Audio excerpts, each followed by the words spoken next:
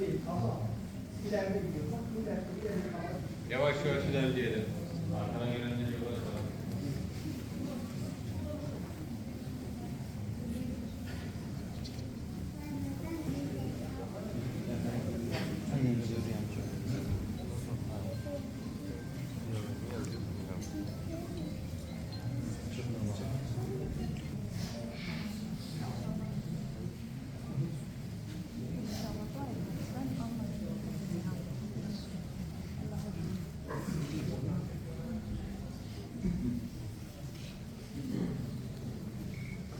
Evet, sağ boş kadar, sağda müsait.